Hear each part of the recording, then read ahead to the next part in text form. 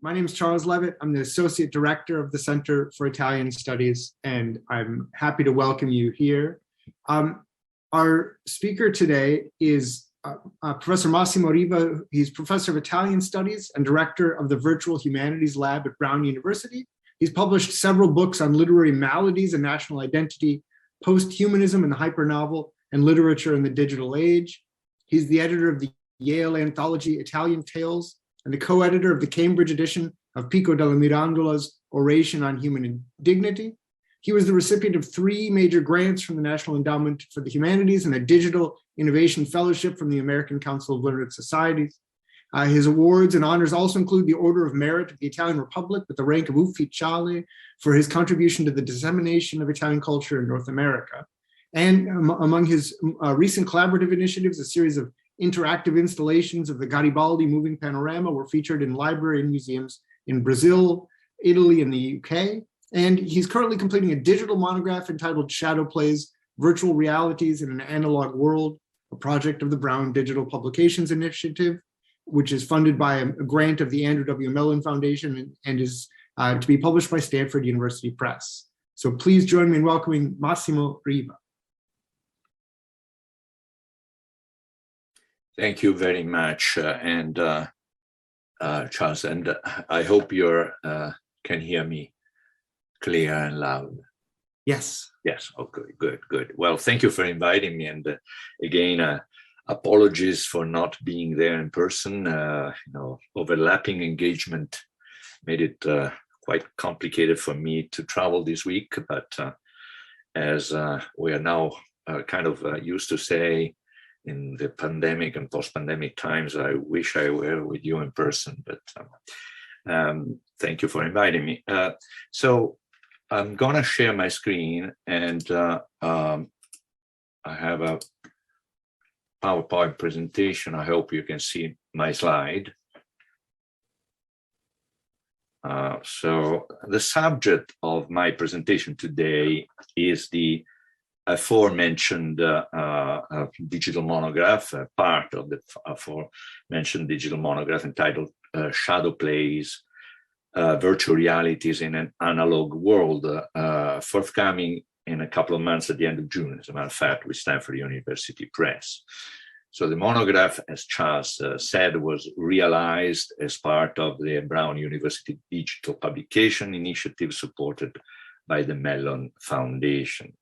And it consists of 6 case studies, or epistemological tales, as I call them, 6 episodes of a larger narrative that describes the role played by such optical devices as the Mondo Nuovo or Cosmorama, the Camera Obscura, the Polemoscope, the Magic Lantern, the Phantasmagoria, the moving panorama, and stereoscopic photography in shaping our conception of a virtual reality, foreshadowing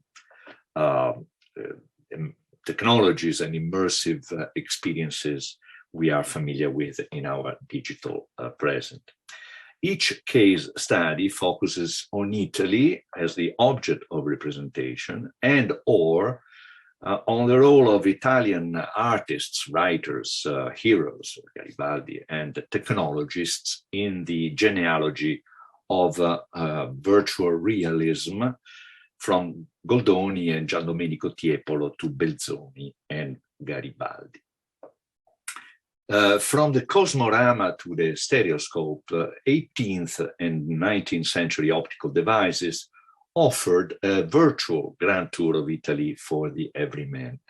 The monograph explores virtual travel as a crucial dimension of modern mobility, whether driven by tourism, migration, or colonial conquest.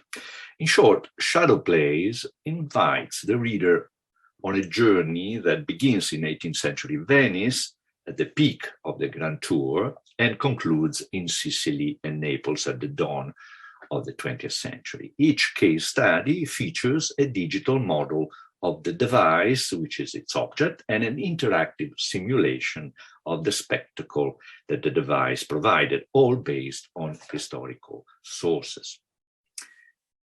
departing from the perspective, the usual perspective that considers these devices as part of the history of pre-cinema, I view them instead as part of the prehistory of post-cinema, a point of view that combines media archaeology and post-digital cultural studies, taking advantage of the possibilities offered to us by digital tools, which allow us, enable us to re-envision the pre-digital past. This looping video illustrates the modeling concept of the monograph. This is actually taken from the cover of the digital monograph. The modeling concept of the monograph is the epistemological feedback loop that each case study in the book establishes between the analog artifacts and their digital simulations. As you can see, the original title of the monograph was actually Italian shadows, as ombre chinoise and other kinds of shadow plays were also known in the 18th century. The overall argument of my monograph is that a paradigm change is at work in digital culture. I'm not the only one to say this, but I specifically apply it to my case studies. I try to retrace its genealogy over the past 200 years. So from virtual realism, a representation, to real virtualism, a simulation, from representation to simulation. If the analog devices I examine offered virtual representations or copies of reality and the real world, the much more sophisticated simulations that we are able to produce today in digital formats increasingly replace reality and the real world, or at least we increasingly consider them as viable substitutes for the real world, and sometimes even more real than reality. The so-called simulation hypothesis, first formulated by the Oxford philosopher Nick Bostrom years ago and recently updated by David Chalmers, is the most extreme expression of real virtualism, what I call real virtualism. Virtualism is actually a theological term, in Calvinist theology, but I think it provides a good idea of what I'm trying to say. If we live in a simulation, like in the Matrix, everything, including ourselves, not only will seem real, but will be real. Silicon-based forms of life are not less real than carbon-based ones. This is a simulation hypothesis. I'm not actually espousing it.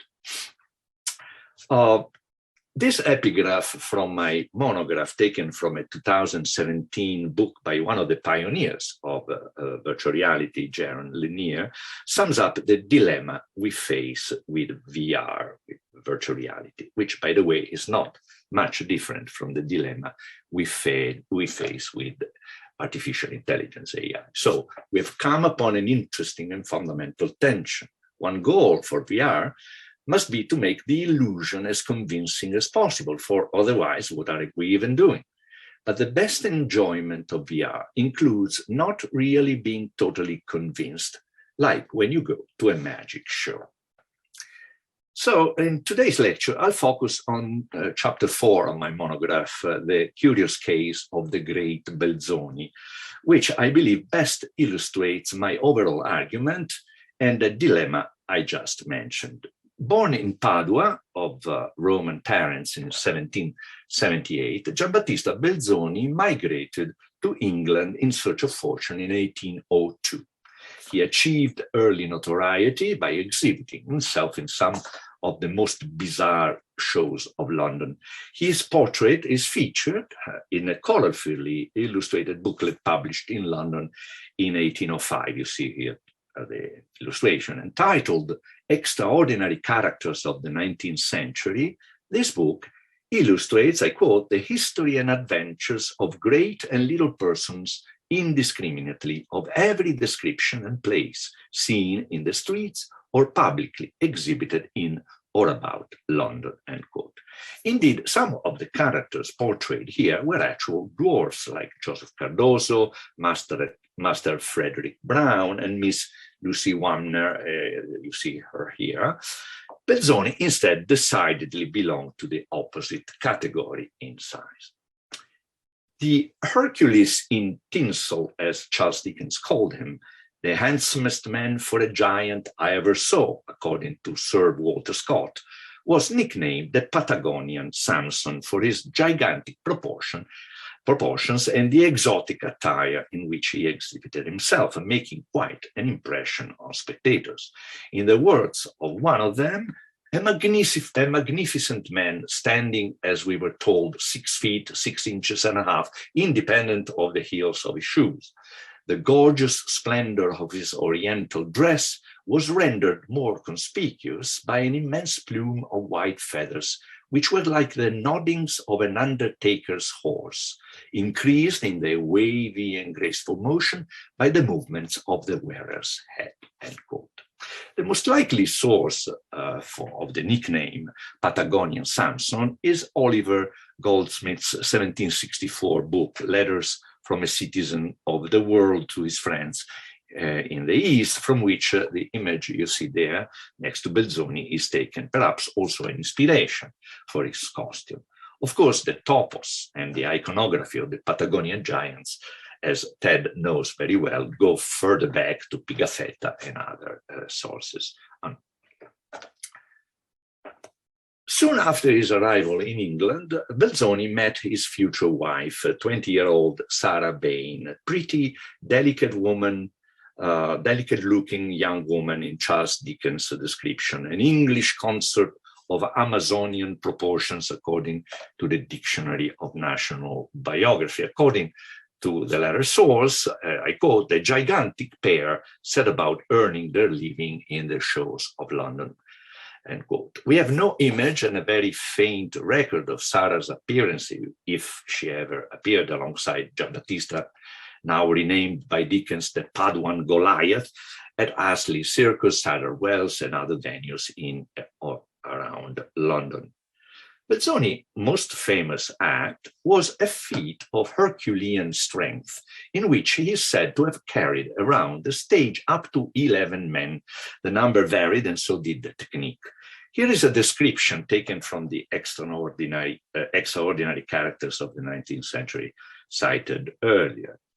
He clasps round him a belt to which are fixed ledges to support the men who cling round him, and first takes up one under each arm, receives one on either side, one on each of his shoulders, one on his back, the whole forming a kind of pyramid.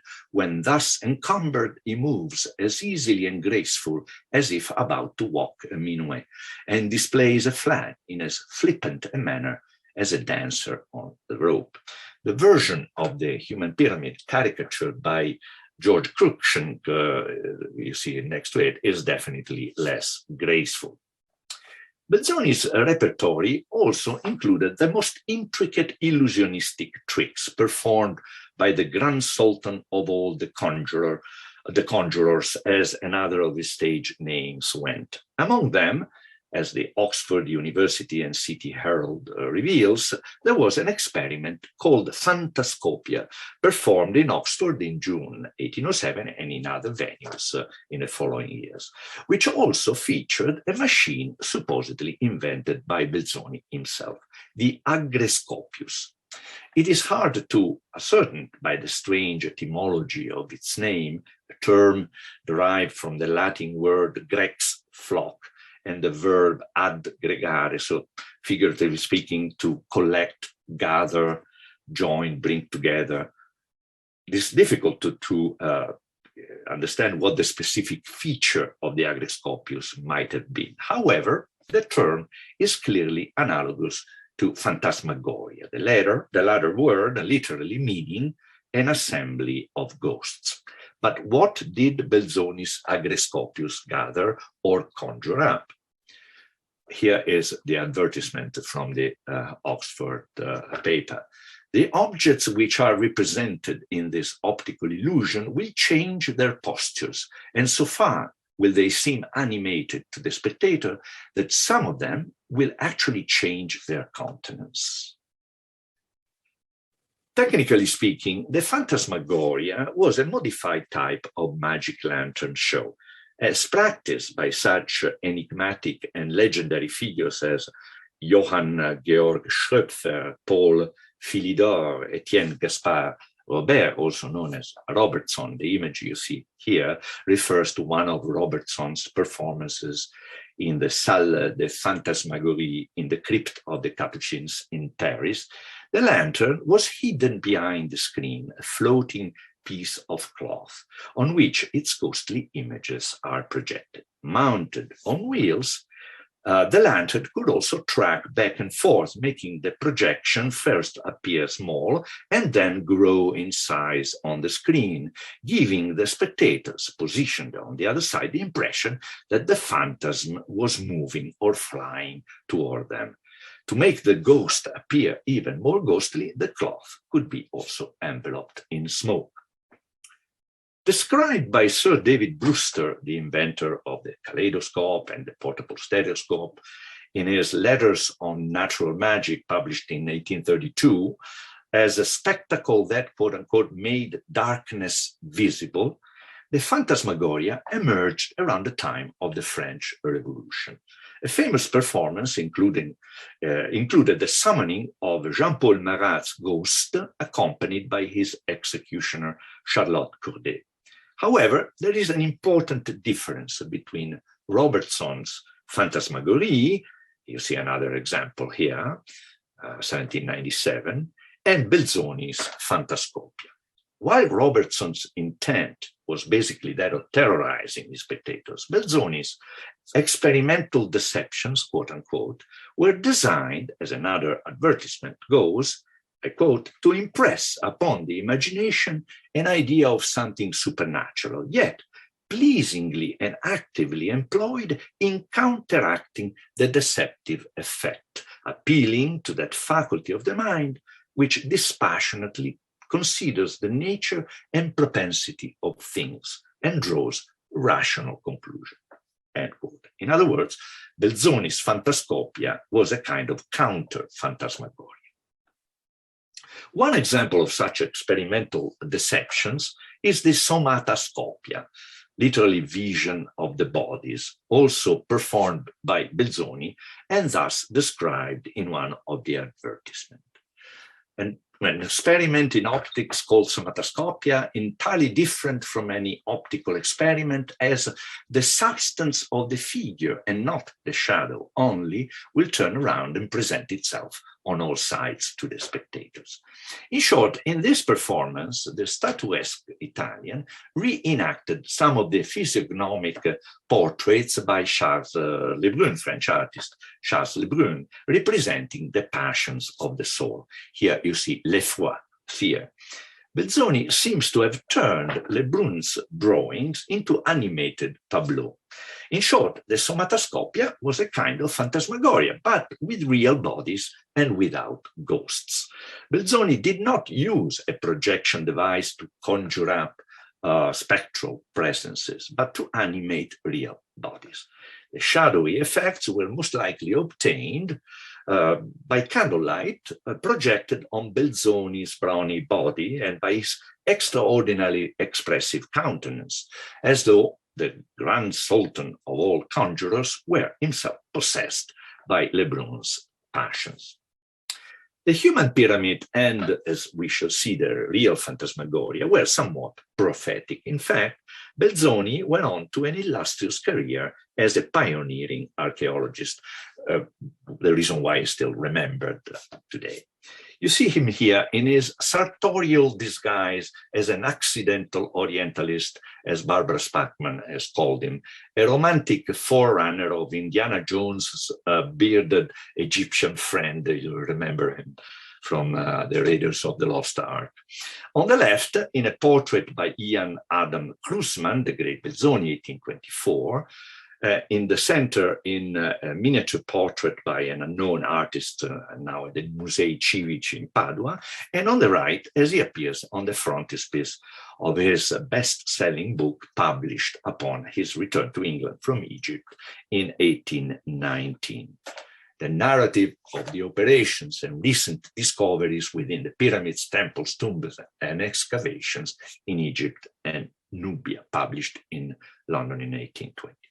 So the story of Belzoni's adventures in Egypt, his feats of engineering and great discoveries, was told by Belzoni in this best-selling book, and has been retold more recently in at least 3 or 4 major biographical studies, a comic book, and a handful of documentary films or docu-fictions.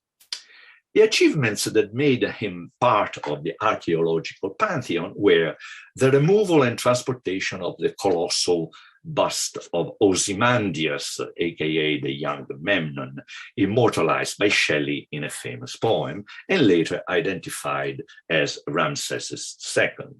The discovery of the entrance to the pyramid of Khafre, the excavation of the temple at Abu Simbel, and of the tomb of Samis, later identified as Seti I, which is the object of my chapter and this lecture.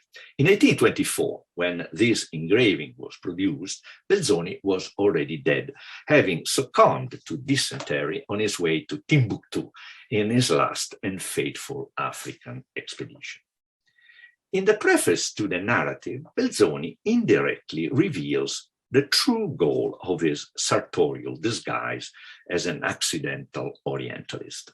I quote, "My constant occupation was searching after antiquities, and this led me in the various transactions I had with them to observe the real character of the Turks, Arabs, Nubians, Bedouins, and Ababdi tribes. Thus, I was very differently circumstanced from a common traveler who goes merrily to make his remarks on the country and its antiquities, instead of having to persuade this ignorant and superstitious people to undertake a hard task in labors with which they were previously totally unacquainted." End quote. This is from the preface, the introduction to his book. The Orientalist attire was actually Belzoni's fieldwork gear. It made his job easier and more effective with the natives.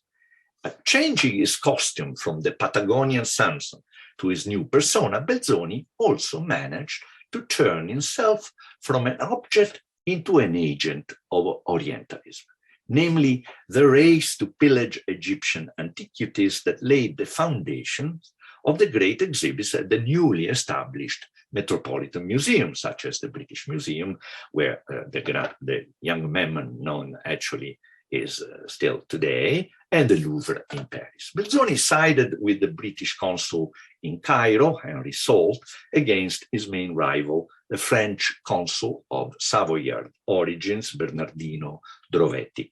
In an interesting twist, while Belzoni's effort on behalf of Salt led to the display of the collection, of the latter's collection, including the young Memnon, as I was saying, in the British Museum, some items collected by Drovetti were displayed in the most important Egyptian museum in Italy, where they still are, officially inaugurated in 1824, the Museo Egizio of Turin, at the time, of course, the capital of the Kingdom of Savoy.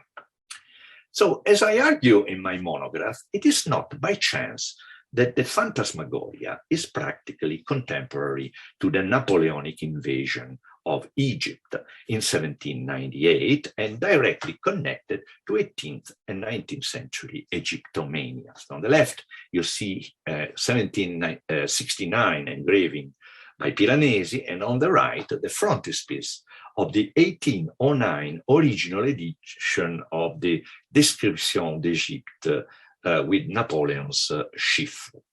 As Laurent Manoni has shown, Robertson's Salle de Phantasmagorie in the crypt of the Capuchin's convent in Paris was, I quote, barred by an antique door covered with hieroglyphs, looking like the threshold to the mysteries of Isis. In his performance, Robertson asked the audience to imagine the feelings of an ancient Egyptian maiden attempting to raise through necromancy the ghost of her dead lover, end quote. A plot we are familiar with from countless mummies movies.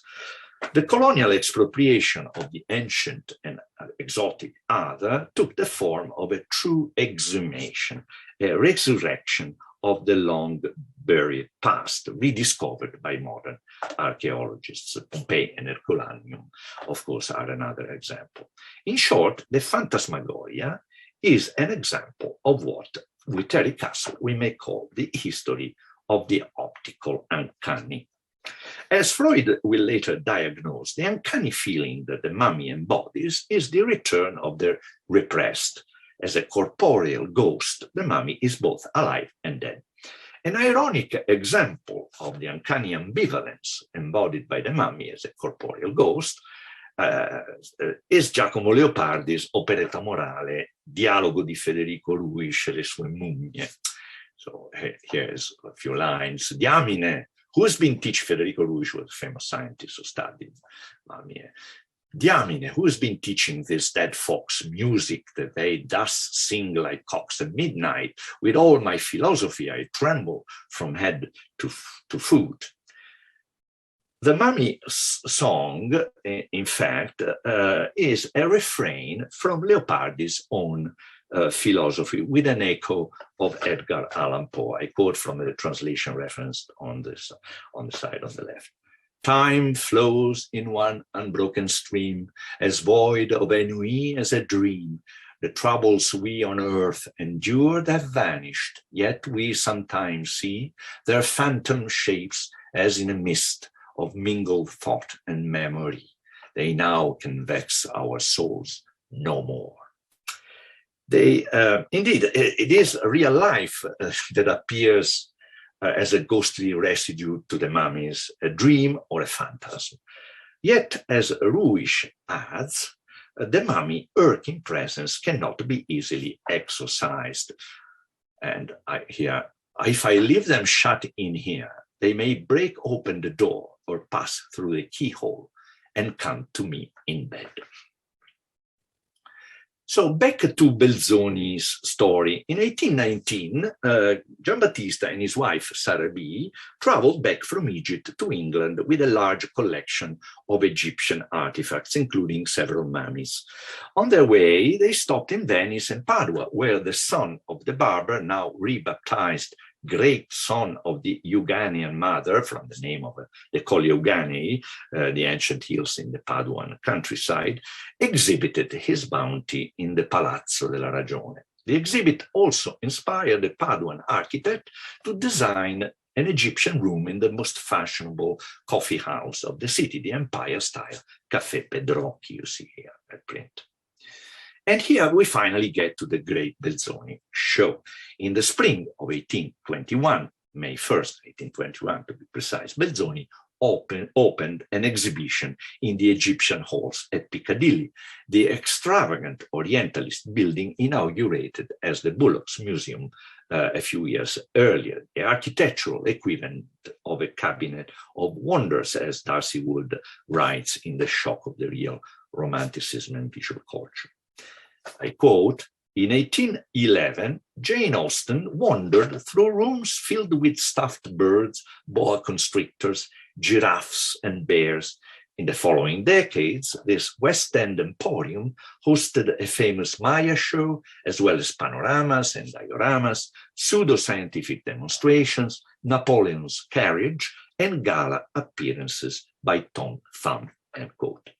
In short, the slightly upscale Egyptian hall was a gentrified version of the venues in which the Patagonian Samson had once exhibited himself some 20 years earlier. The Egyptian tomb, or Belzoni's tomb, as the exhibit came to be known, more an installment than a typical museum exhibition, quote unquote, as a contemporary wrote, today, of course, we would say installation, installment, was part of a spectacular marketing strategy of Belzoni's collection, mummies included. It also had an important role in Belzoni's own self-fashioning, his transformation from a mountebank into a respected archaeologist. The exhibit was a wild success. On the first day, 1,900 people paid their half-crowns to enter Belzoni's tomb. As a contemporary description goes, I quote, "There was an exact representation of two of the principal chambers of the magnificent tomb which he had discovered in Beban el Molouk. They were in size and all their details precisely as he had found them." End quote. You see the true room at the bottom of a section of the vast excavation that took Belzoni more than a year to complete in 1817-18. If you wonder, the image behind my shoulder is actually one of the rooms of this excavation. This one in particular is called the Hall of Beauties and is taken from an exhibit at the Archaeological Museum in Basel of a few years, actually in 2017 for the bicentenary of the discovery of the tomb. Nothing was omitted to the most minute emblem, the description continues. The effect produced on those who entered into these halls from the glare of day is indescribable. As Belzoni himself explains, the exhibit was the fruit of painstaking work performed on site in Egypt. With the assistance of Mr. Alessandro Ricci, I have made drawings of all the figures, hieroglyphics, emblems, ornaments, etc., that are to be seen in this tomb. And by great perseverance, I have taken impressions of everything in wax. To accomplish the work has been a laborious task that occupied me more than 12 months. Excuse me.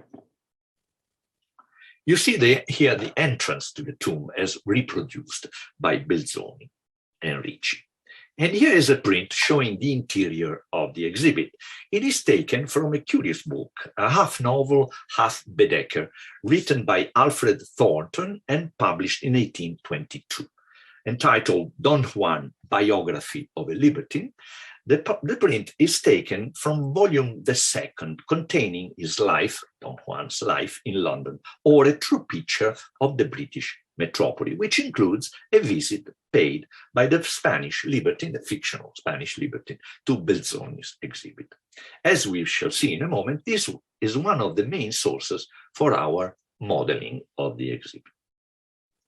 The goal of the 3D model and the simulation accompanying the case study in my monograph is to offer the reader a virtual tour of the exhibit, focusing on its reception among contemporaries. However, the simulation has also another goal: to establish a critical link between what Belzoni did, painstakingly reproducing the tomb in analog format, and what we aim to achieve with our digital tools. Indeed, foreshadowing what virtual heritage applications do today in digital format, Belzoni's exhibit also inaugurated a new vision for immersive museum installations.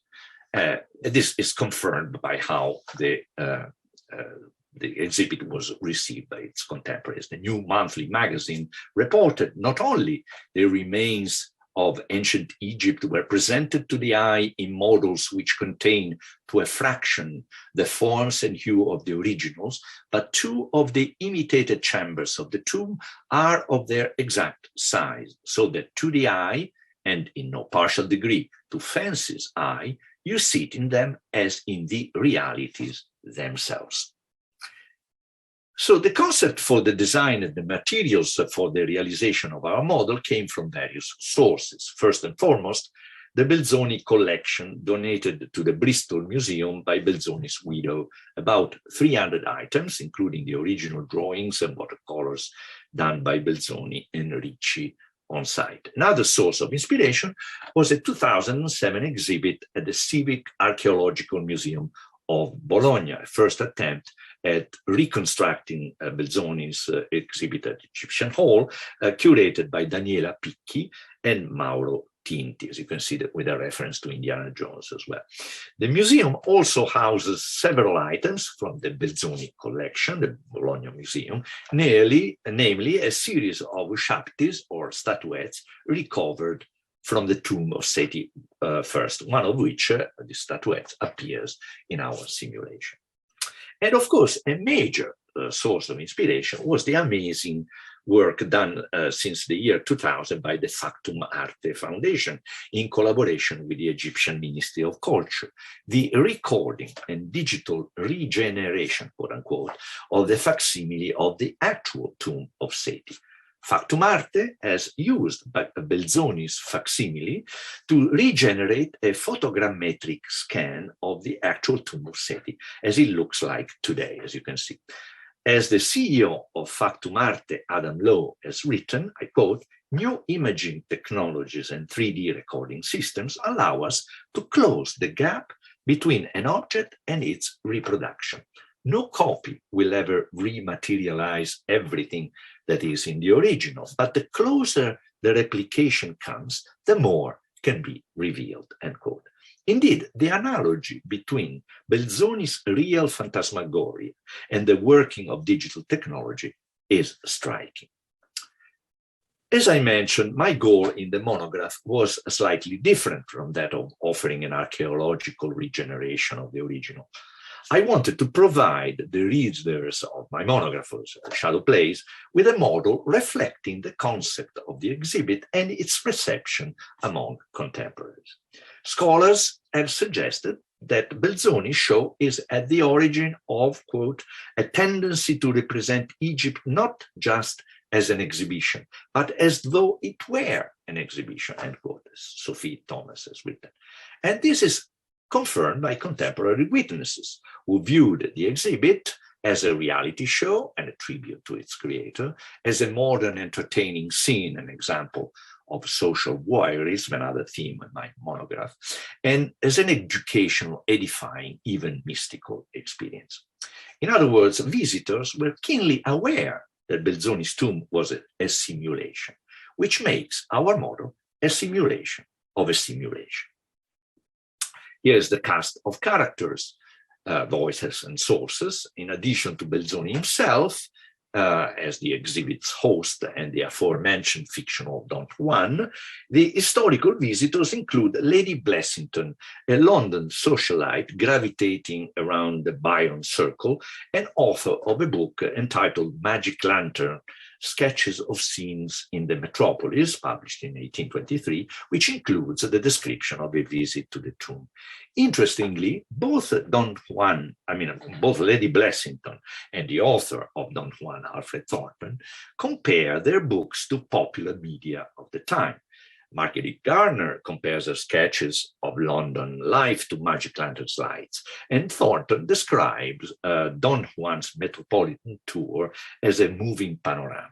This is a sort of a transmedia dimension of the optical devices that I examine also as a theme in my monograph. By the way, a 2.0 version of this simulation, so I'm going to show it in a second, a fully immersive first-person experience is now in preparation and will be shown in various venues starting in Bologna at the end of May, and then London, Edinburgh, and Padua in June, and in other venues, I hope.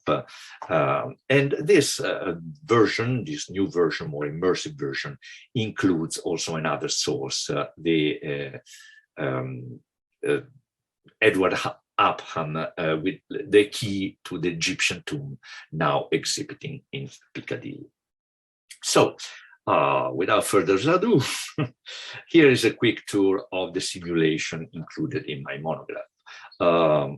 Roaming around the rooms, following the silhouette of Belzoni, you see it there. The virtual visitor and reader of the monograph can read quotes from Belzoni, the fictional Don Juan, and Lady Blessington, Marguerite Garner.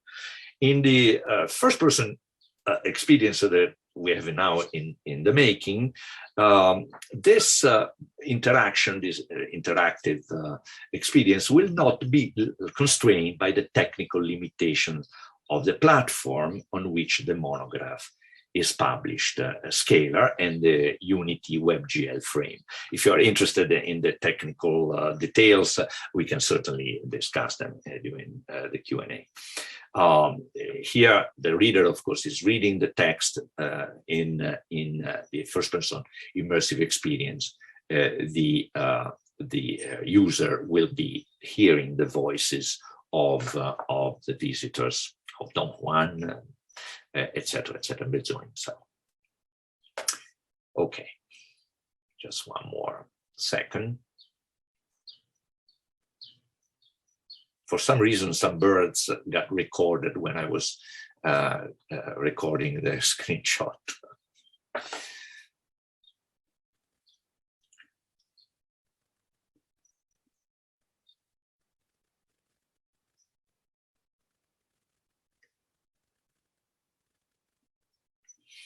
All right, so reaching my conclusions, at a certain point of the short tour I just gave you, you've seen the ghostly image of a sarcophagus and a mummy. As I mentioned, mummies were part of Belzoni's exhibit, including those of an ape and a bull, both found in Seti's burial chambers. Indeed, on the opening day of the exhibit, Belzoni performed the unwrapping of a mummy with a specialist of this kind of forensic examinations, the physician Thomas Pettigrew. However, as I explained in my chapter, the mummy of the pharaoh and Seti I and his richly decorated alabaster sarcophagus were not part of the exhibit at Egyptian Hall because of a dispute between Belzoni and Henry Salt, the British consul in Egypt, about his legitimate ownership. We put it back where it belonged and where Belzoni had found it in our model. And here is how Belzoni describes the sarcophagus in the narrative.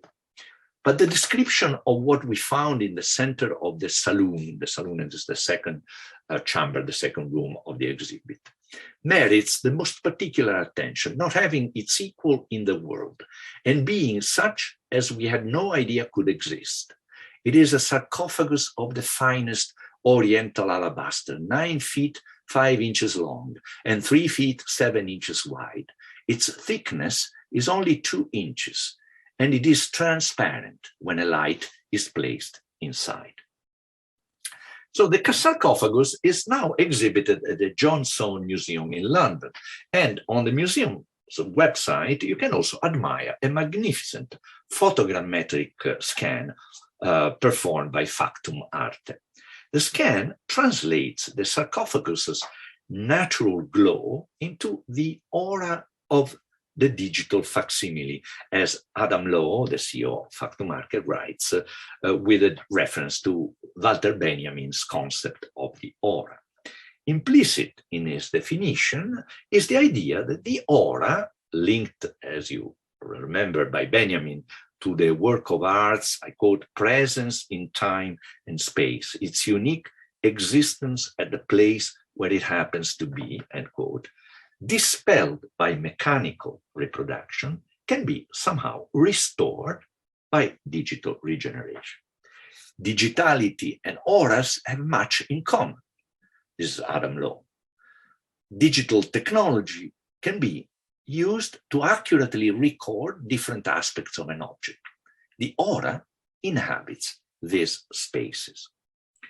In my chapter, I try to show that the aura of the facsimile is also what Belzoni's Real Phantasmagoria actually produced. You see another very suggestive image of the sarcophagus illuminated from the inside, foreshadowing the simulating power of our digital technology. A visit to Belzoni's facsimile of the tomb would indeed provide an experience similar to that provoked in us by digital models. The closer and richer the replication, the more realistic the effect, the more revealing of the object's aura. Indeed, the absence of the sarcophagus did not keep an excitable visitor to feel the presence of the missing mummy. Horace Smith, a friend of Shelley and the author of a sonnet also entitled Ozymandias, written in competition, friendly competition with Shelley, with his friend, thus addresses the ghostly presence in his poem. Statue of flesh, immortal of the dead, imperishable type of evanescence, posthumous man, who quitst thy narrow bed and standest undecayed within our presence. Thou wilt hear nothing till the judgment morning, when the great trump shall thrill thee with its warning.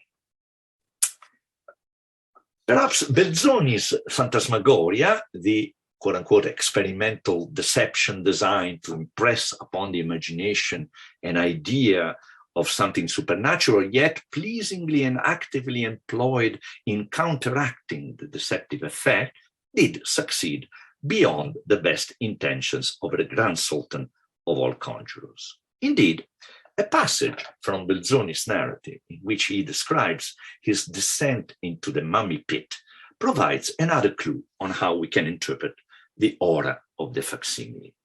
The phantasmagoric splendor of Seti's burial chambers, retrieved from a 3,000 years oblivion, as fresh as when touched by the workman's hands, quote, as Edward Upham writes in his key to the Egyptian tomb, now it's in Piccadilly, reveals the true nature of its uncanny effect. Here is Belzoni.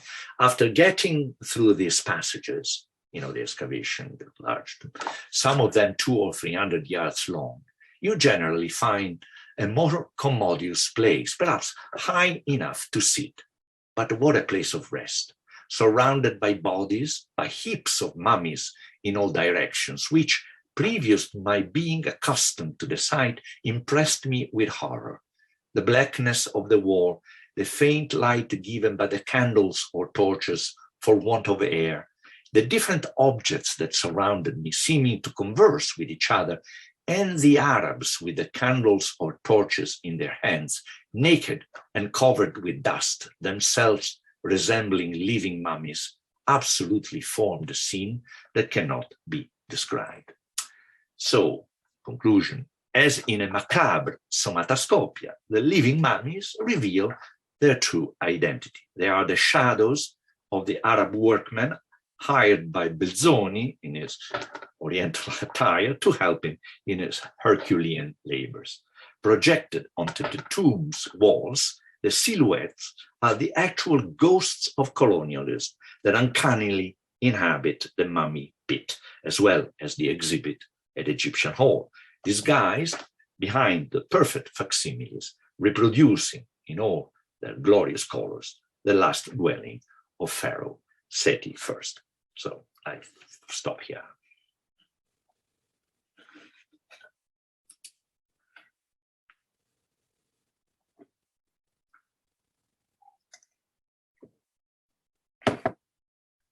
Happy to take questions if you.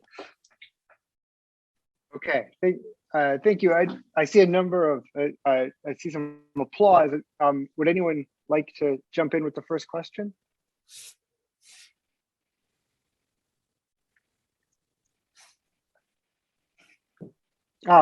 Laura.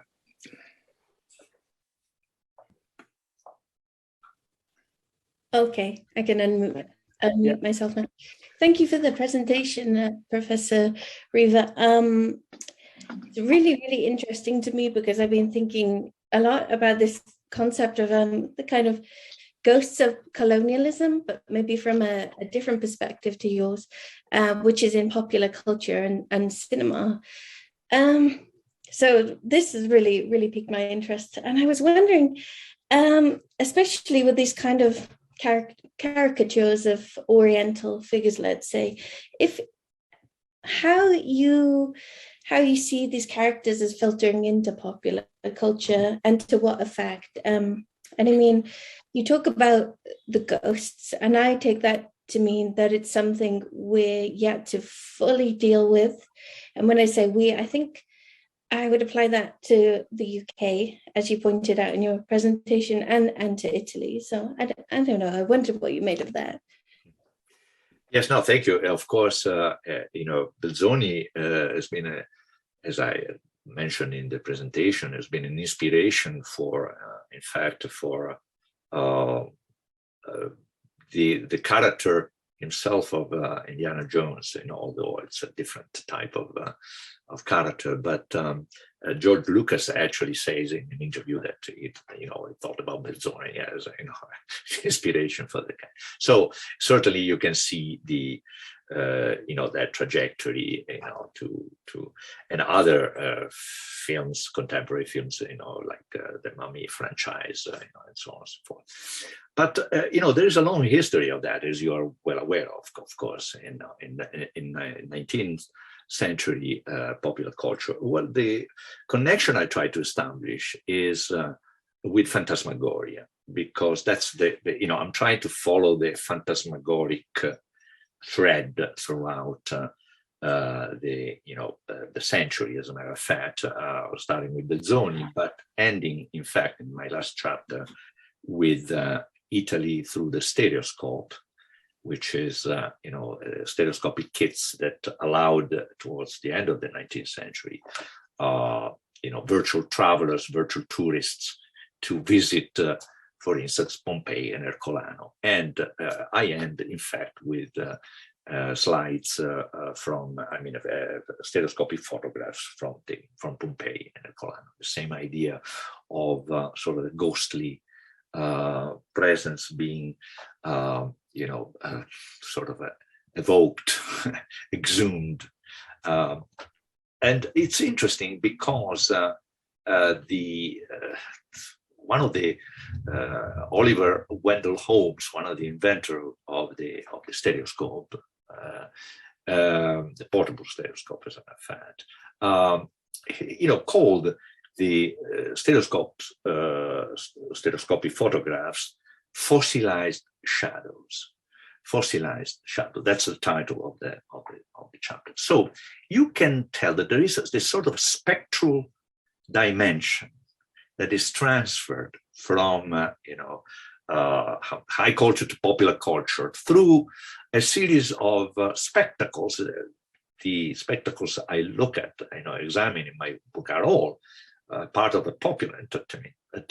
They were popular substitutes for other forms of spectacles that were clearly, more for the benefit of the elites of the upper classes, etc. Although there are some important and interesting connections. So certainly, the idea of Phantasmagoria, of course, we can follow the thread up to Marx, Benjamin himself. There is, the metaphor of the Phantasmagoria really takes off, But the point of origin is what I'm interested in, and I was pointing out. The point of origin is really the colonial, wars in Egypt in particular, but of course also, and this creates some sort of equivalent between Egypt and Italy, southern Italy in particular, as a sort of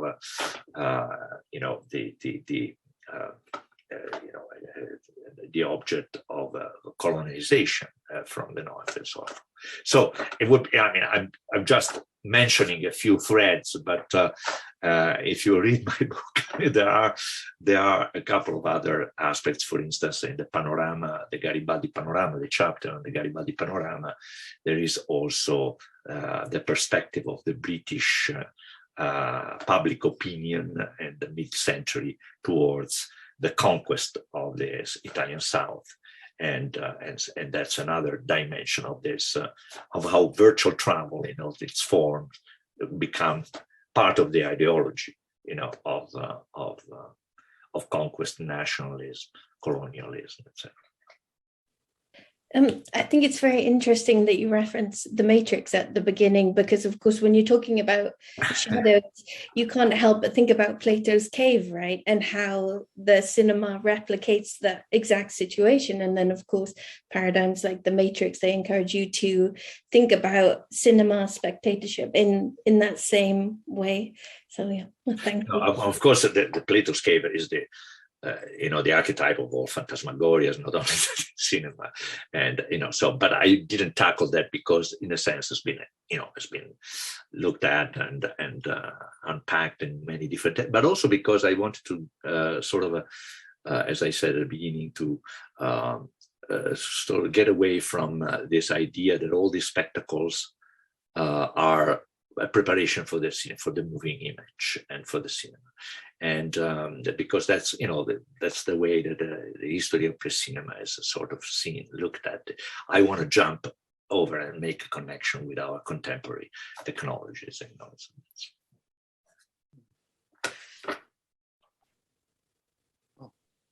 John. Thank you for that, Massimo. Very interesting presentation. It's nice to see you. Nice to see you. I wanted to ask you to go. This is a bit peripheral, but regarding the magic lantern, and you mentioned that Belzoni went from being a mountebank to being an archaeologist. I'm interested in the kind of intersection between popular performers, particularly Italians, and the figure of the charlatan. So that has a role to play actually in the history of medicine. You mentioned Goldoni. I think there's a text by Goldoni, not about the charlatan, but about the magic lantern. I think in the Mondo Nuovo, that I see as one of your chapters, and other texts by Collodi, for example, La Lanterna Magica di Giannettino from 1891, which, curious, I think he doesn't really, he doesn't portray the magic lantern in actually how it functioned. He does something different on it, but there's a text in the from Sicily, I think, in about 1842. It's called Il Charlatano e la Lanterna Magica. So you have a popular figure like the charlatan who is going to add luster to his message through, a visual spectacle, which is also perceived to be cutting edge. And this figure of the charlatan as a quack, even in Verga, as late as Verga, I think I forget the name of the novel now, where Mastro Don Gesualdo, he's dying, and he's criticizing the doctors who are looking after him, and the one takes offense. He says, I'm not the charlatano from the piazza. And so you have this long life of the figure of the charlatan, and also in the Commedia dell'arte, right. The performers. There's what's the difference between the mountebank, the charlatan, the Italian actor, the professional actor. This is all peripheral to things that you trace. But I wanted to kind of tease you out a little bit on maybe some of the roads you didn't go down, and specifically the magic lantern and the charlatan. Well, I have a chapter, as a matter of fact, on the magic lantern, but I take, as you said, a different road. But there is, of course, a chapter also on the Mondo Nuovo. And the first chapter actually the book opens with this journey into the Mondo Nuovo, or a journey through the Mondo Nuovo. Mondo Nuovo is the Cosmorama, is the equivalent. And I take Giandomenico Tiepolo's, the Mondo Nuovo and several versions, etc., as a point of entry for this journey into virtual reality. But of course, the Goldoni is, it's probably the origin of this, of the name of the painting. Although I'm not so convinced. That's what art historians say. But I'm not convinced of that, because the term circulated clearly even before, and when Goldoni wrote the poem in the 1750s. But in the poem, if you remember, there is not a charlatan, but there is a gondolier. The gondolier is the charlatan, or is the one who builds this Mondo Nuovo, donates it to the daughter of the procuratore of Cipro, one of the colonies, Venetian colonies. And so there is an interesting interclassist dimension of these forms of entertainment, popular forms, street entertainment, charlatans, and or mountebanks were also street people, in a sense, street entertainers. And this is throughout the 19th century. And of course, the upper classes. But in Goldoni, there is also, if you read that poem, there is an interesting, at the end, sort of a sprezzatura, in which basically he's saying, my art might be high, but it's not much different from what, the gondolier. In fact, when I get tired of writing for the stage, and for the Venetian aristocracy or middle classes, I'll travel the world with you, the gondoliere, will go traveling the world. So there is this kind of an interesting, dialectic between, as I was saying before, even the magic lantern. The magic lantern, I take the magic lantern, I apply it in particular to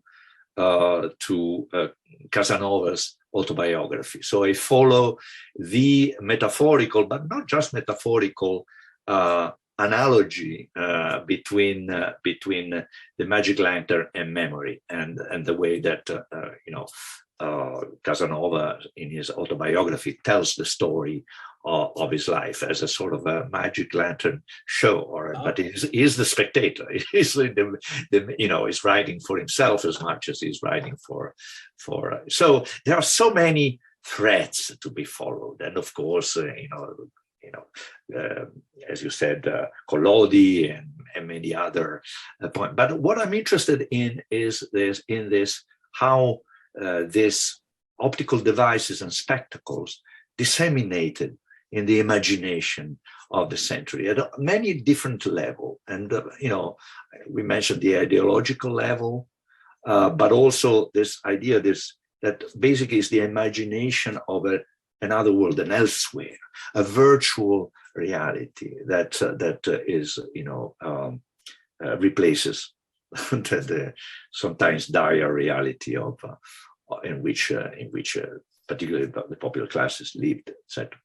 And the book to find, it starts with the figure of the Savoiardi. The Savoiardi were itinerant, left from the valleys of the Savoy with their magic lantern on their shoulders, usually, or a marmot, which was the pet, their pet, and they traveled to London and Paris, etc., so they were street people, street entertainer, and this is a dimension that is essential in order to understand these spectacles.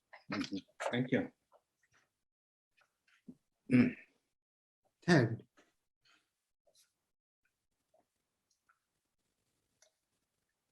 Yeah, Ted. Thanks, Massimo. Great to see you. What a wonderful project. Looking forward to it, to reading it. And as usual, you're at the cutting edge of Italian studies in this genre, in this area.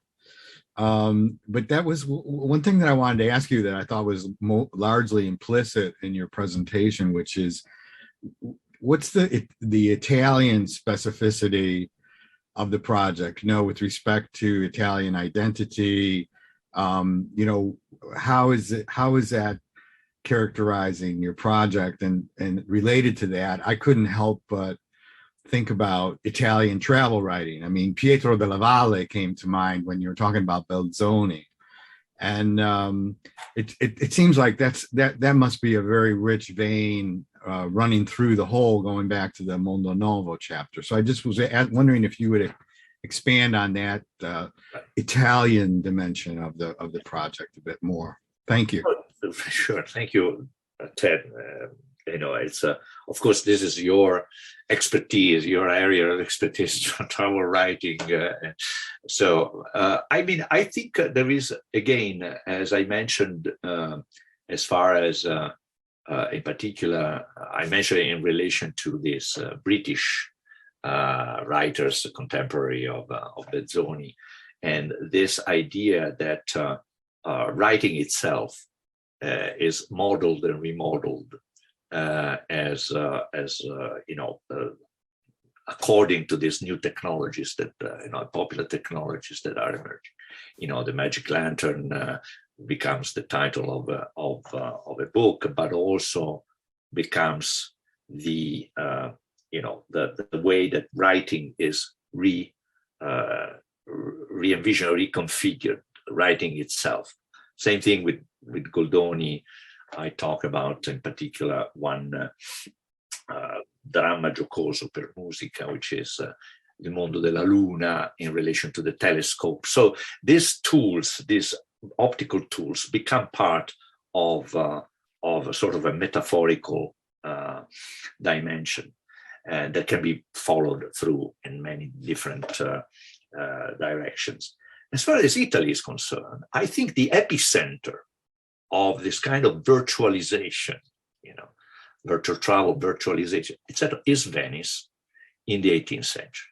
I might be, sort of partial, because Venice is particularly dear to me, the Venetian culture, etc. But the Mondo Nuovo, Goldoni, and the Point of Departure, and other examples that I have in the book, make that, I hope, clear that Italy is ahead of the game to some extent. And think about all the production of the Grand Tour, I Vedutisti, Canaletto, and others, who were not only producing virtual, imagery of Venice, but they were doing it using tools like the camera obscura, and then contemporary of Goldoni were using the camera obscura to create sort of a virtual reality installation and installments, etc. So this dimension that Venice, for instance, and other Italian cities can be compared to a stage, to have a theatrical dimension. And that's the way that, that virtual tourists, lived them. They were attracted to Canaletto's paintings, of course, famous in England because Canaletto's fortune was made in England. He moved to London, etc., were travel substitutes as much as mementos, didn't have photographs, so they had Canaletto's paintings to remember, But for people who could not travel, this kind of virtual traveling opened up, dimensions that were until unheard of, and so this is particularly, I think, typical of Italy. This awareness and sort of a intentional, intentional, I would say, sophistication in this virtualizing techniques. I mean, they were magic lanterns and all these tools were all over Europe, where, in fact, London and Paris were the epicenters, etc. But in Italy, there is, in particular in Venetian culture, but not only, there is this kind of a, additional, awareness of this. And the example I give in my book is the Tiepolos, in particular, Tiepolo, Giandomenico in particular, Giambattista too, but sort of this idea that painting itself becomes this great phantasmagoric, representation, and very ironic. There is this ironic dimension, theatrical dimension. So I don't know if that answered your question, but later on, in the book, I follow also the idea of Italy as an object of representation, and Belzoni is at the intersection of the two, because he is, of course, both an object of Orientalism as much as an agent, and as I try to show. But the same thing can be said for the Garibaldi protagonist of the moving panorama that we have at Brown, that I've studied, and we have digitized, etc. Because this is a product of the British imagination, and the British media, and or French, British. Of course, it's a European constellation of but it's partly that, and partly Garibaldi's own self-fashioning. He cultivates his own persona as a romantic hero, etc., etc. But so this is the idea that Italy is at the same time at the origin and at the object of this virtualization process, but to some extent it's at the avant-garde for some reason. And the examples I try to give, of course, try to make the case that, Italy is a good case study for this kind of virtualization that is at work in modern culture, throughout modern popular culture throughout the 19th century. Sorry, long-winded answer just to say that, it's an excellent question.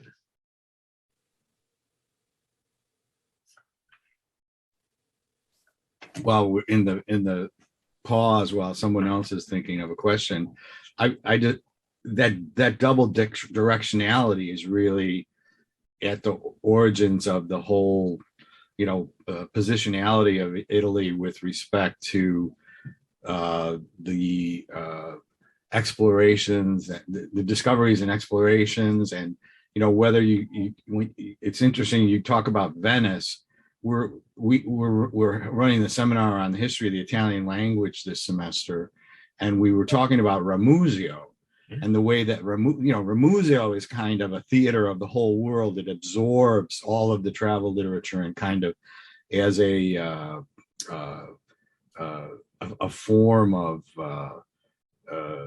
virtual travel. We're comprehensive virtual travel for the high Renaissance. And then, or you could talk about, we have here Heather Miner, who has written wonderful stuff about Piranesi, the projection of Rome as a virtual reality through, so it's really interesting how the position. I'm completely with you that in some respects Italy, which is Europe's internal other, that is not at is not at the center of things, is on the other hand, so often we find a source and origin for very avant-garde, very forward moving developments in culture. So it's interesting that you mentioned Ramusio, and of course that would be a lot, but one of the examples is in terms of the Cosmorama in the chapter on the Mondo Nuovo Cosmorama. Of course, the Mondo Nuovo is evocative of the New World. I mean, of course, and there are some claims that the brother Zen, went before the Vikings, or around the time of the Vikings. But it's I don't know. I would like to know whether you think that happened or not, because the scholars are not in agreement about the brother Zen. But the example I was going to give of the Cosmorama is the Sala dello Scudo in Palazzo Ducale. With the maps that illustrate the Venetian world, from Marco Polo's travels to, and they were redone, as you know, in around the time when my narrative starts, that is in the 1760s, redone because but that redoing that. The Sala dello Scudo as the private rooms of the Doge, where they could look at the map of the empire, if you wish, acquire a different dimension. At that point, it's already virtual. It's completely virtual, no? And this confirms what you were saying, that idea that awareness of virtuality is part of this, not only, I would say, of the unified Italian culture later on, with that position in Orientalism in one country, etc., but also, I would say, of the history of the republics, the glorious, Repubbliche Marinare, and so on and so forth. So there is a long history that, of course, I don't explore, but because I start from the modern time, but clearly in modern times that ambivalence and the position of Italians as both the object and the subject. Which explodes, of course, contradictions that explode with fascism and with turn of the century colonialism, then, of course. Thank you. Maybe I'll jump in with a question then, because you mentioned during the talk that you could, if asked, expand on the technology side of things, and I wonder if you might do that, but also maybe to share a little bit about the methodology that went into this project, because I was struck by how many different sort of media you're drawing on in your research as well as in the presentation, and how many sort of different fields this work goes into. And I'm curious how you've managed to do that, or how you found that those things come together. So maybe methodology and technology, we might. Sure, the two things go together, as a matter of fact, because I can give you a very quick history, it would take probably hours to tell you all the all the ups and downs of this project as far as technology is concerned, but also in terms of the research. But the two things are connected. When I started out, I had in mind a book. I wanted to write a book, and this book would have been a heavily illustrated book, of course. And then I realized that such a book would have been possible to realize in print. It would have costed an enormous amount of money just to make it, etc. So when Brown launched this initiative, thanks to a grant of the Mellon Foundation to various universities, I thought that the digital format, the digital monograph format, was the perfect format for my book. And at that time, I started to work with this platform, this software developed in Southern California called Scalar.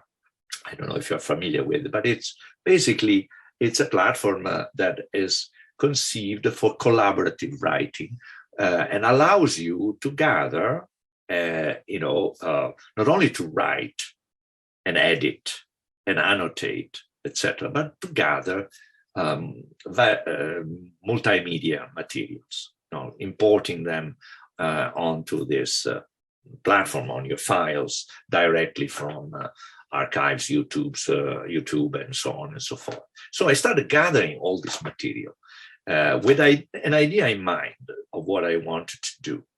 But later on, the decision was made, and not by me, but by the editorial team at the Brown Library, because this project was a project of collaboration between myself as the author, the Brown University Library, this is the digital publication initiative, so digital librarians, designers, etc., and the publisher. The publisher came on board later. Stanford came aboard later. But so the idea was for me to use this hypertext tool, tool in order to follow different threads, different possible narratives, and to let the reader, then decide which one to take, and to offer a variety of. Then, of course, what happened? A variety of possibilities. What happened is that Scalar was not used so much as a collaborative tool, but was used as a publishing tool because of the decision made by the team, the Brown team. And that, in addition to that, I decided that it would be great to offer the reader an interactive simulation of the various objects that I talk, rather than videos or animations, etc. Real 3D simulation, because I was beginning to think about the methodology of modeling and simulation as very much part of what we do in the digital humanities, whether it is textual studies or it is visual studies, etc. There is a dimension of modeling and simulation which is built in as fundamental. This is what I'm working right now on. But the idea was that I wanted to insert this simulation in the book, and that created all sorts of complications. Complications because the way we did the simulation, we realized the simulation with a studio here in Providence was using a game platform, Unity, which is one of the most common game platforms. And yet the web application that allowed a browser to have to interact with this model has not only a number of constraints, size, dimension, memory, and so on and so forth, but also basically is obsolete already. The book is coming out, and this application WebGL, Unity WebGL that we used is not used anymore. It's being phased out because new browser 3.0, Internet 3.0 browser will have already the capability of showing 3D objects in a different. So in a sense, that's one of the major lessons that I learned. Ted was saying that I am at the cutting edge. Actually, I paid a price for being at the cutting edge, because this obsolescence, this planned obsolescence of technology is a big problem for those who want to produce, for instance, a scholarly book that has all this, enhanced possibilities for the reader. So this is just one possible lesson. There are so many different lessons. So I started out collecting, gathering, following hypertextual trails and threads, etc. And then I ended up having to basically limit all this and compact all this within what looks like a book facsimile, the facsimile of a book, with other things going on, a lot of images, animations, simulations, etc., etc. But the container, the framework is still the book, because the monograph has to have scholarly monograph has to have that kind of So I don't know if this answers your questions, but I mean, I gave an entire seminar, 4-day seminar, based on the process of producing a digital monograph and all the problems we encountered, how we solved them, and how that changed my writing, for instance. Writing for a digital format is not the same thing as writing for a printed book. And I would do it again. I think so. But yes, 5 years later, I'll be happy when the thing comes out. Thank you. I second that point. I'll be happy when it comes out too. I'm looking forward to reading it after this presentation.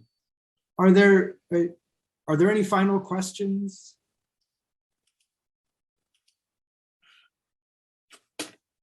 If not, let's take this chance to thank our guest, Professor Massimo Riva, and maybe a round of virtual applause for a digital project. Thank you. Virtual. Thank you very much. Thank you very much for having me. Thank you. Thank you.